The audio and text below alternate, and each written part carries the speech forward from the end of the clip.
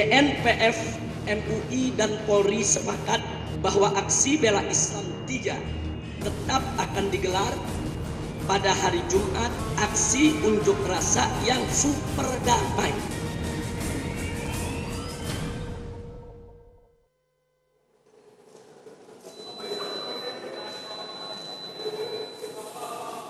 Pemirsa, Kejaksaan Agung telah melimpahkan berkas tersangka Basuki Cahayapurnama ke Pengadilan Negeri Jakarta Utara dan sekarang bola ada di tangan PN Jakarta Utara untuk menentukan kapan jadwal sidang perdana Basuki Cahayapurnama. Dan saya sudah tersambung dengan Hasoloan Sianturi, Humas PN Jakarta Utara. Selamat malam Pak Hasoloan. Selamat malam Mas Aryo Ardi. Ya. Pak Hasoloan, apakah sudah bisa ditentukan kapan sidang perdana Pak Ahok di PN Jakarta Utara? Oh iya Mas Aryo, karena berkas perkara itu baru dilimpahkan kemarin sekitar pukul 13, ya kan? Ya.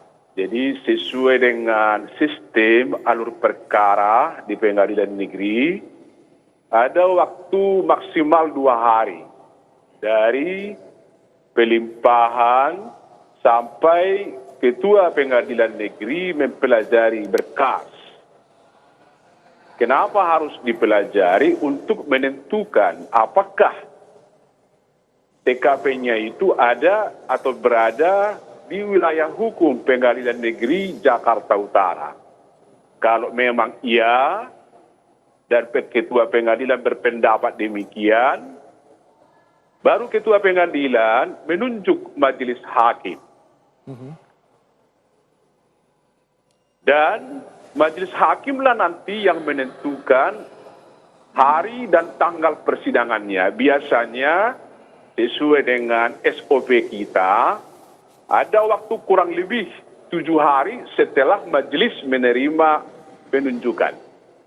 Artinya paling cepat PN Jakarta Utara akan menentukan jadwal sidang pada pekan kedua Desember. Benar seperti itu Pak Hasoloan?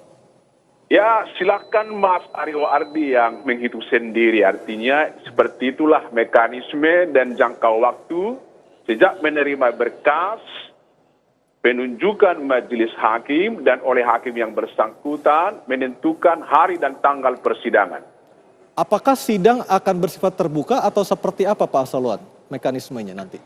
Oh iya, kalau persidangan kan sudah ajas hukum, harus terbuka untuk umum, kecuali memang ada beberapa jenis perkara tertentu seperti asusila yang Pak ya? sudah diatur oleh hukum acara tertutup. Tapi untuk yang akan disidangkan ini adalah sistem persidangan yang terbuka untuk umum. Baik, Pak Hasoloan, terima kasih Pak atas waktunya berbincang bersama kami di Talk to Anyus. Selamat malam Pak Hasoloan. Selamat malam, terima kasih Aryo Wardi. Terima kasih juga Pak Humas PN Jakarta Utara, Hasoloan Sianturi. Pak Hamdan, Pak Ahok akan dijerat dengan pasal 156 dan 156A. Dari sisi hukum Anda melihatnya seperti apa? Ya, memang berkaitan dengan ucapan Ahok itu pasti pasal 156 dan 56A. 156 itu ancamannya 4 tahun ya. 156A itu ancaman 5 tahun. Bedanya sedikit sebenarnya. Kalau pasal 156 itu khusus penistaan terhadap agama. Tapi dengan maksud di B-nya itu dengan maksud agar orang tidak menganut suatu agama. Tapi yang umum itu di pasal 156. Penghinaan golongan Pak ya? Terhadap golongan, kelompok masyarakat berdasarkan etnik, agama, kebangsaan. Jadi kelompok agama pun, misalnya kalau saya, jadi misalnya terhadap agama Islam, sekelompok orang yang beragama Islam, tidak harus seluruh orang Islam itu termasuk sekelompok agama, tidak harus seluruh orang Islam. Jadi yang penting ada sekelompok yang memang merasa atau terhina atau istilahnya pasnya apa? Ternoda agamanya atau etik, baik cara beribadah terhadap orang yang disucikan, nabi, ayat suci dan lain-lain itu bagian dari penodaan terhadap agama. Ya. Dan Pak Asep, istilahnya menurut Anda bukan penistaan tapi penodaan. Ya, jadi gini, bahasa hukum itu harus hati-hati, kualifikasi hukum. Kita juga ada penggelapan, penipuan. Bagi masyarakat sama aja nih milik orang lain, tapi bahasa hukum hati-hati karena unsurnya berbeda. 156 itu asli dari Belanda.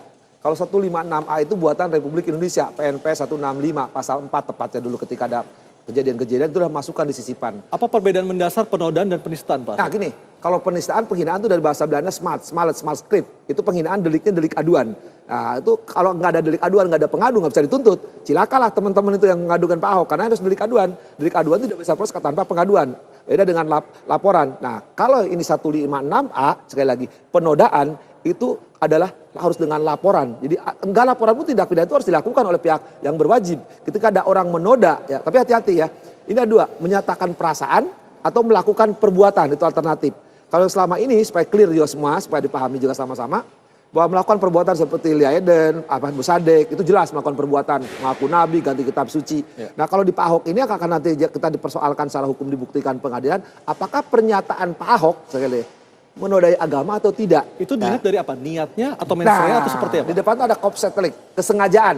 Dia sengaja nggak, willing and wanton, dikehendaki, ya diketahui nggak. Kalau dia diketahui dengan maksud untuk menodai agama Islam, dia kena. Apa tapi ukuran dikehendaki dan diketahui, Pak Asep? Ya nanti itu pembuat undang-undang atau pasal 56A tidak ada penjelasan. Nah, para doktrin mengartikan baik Pan Belen, Pan Hatun, kemudian dan ahli-ahli hukum Indonesia itu diserahkan kepada hakim. Apakah nanti dalam persidangan pernyataan Pak Ahok ini ya menodai agama tidak? Parameternya gampang, yaitu alat bukti, saksi. Kalau saksi pasti akan tahu bahwa Pak Ahok pada 27 September datang kepada Kepulauan Seribu. Nah sekarang tinggal lihat sekarang apakah kalimat Pak Ahok yang menit 23 ke 31 ya yang 1 jam lebih itu kalimatnya menodai atau tidak. Nah ini sekarang dibutuhkan para ahli.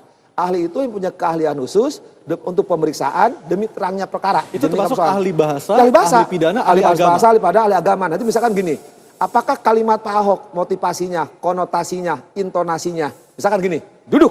Nah duduk kalau duduk lain kan, nah itu yang ngerti adalah ahli bahasa. Apakah kalimat SPOK-nya ini nadanya penodaan atau tidak? Nah kalau nanti itulah bagaimana meyakinkan para ahli. Contoh konkret kita harus clear semuanya. Kan MUI menyatakan ini adalah penodaan, ya penistaan malah kalimatnya di situ.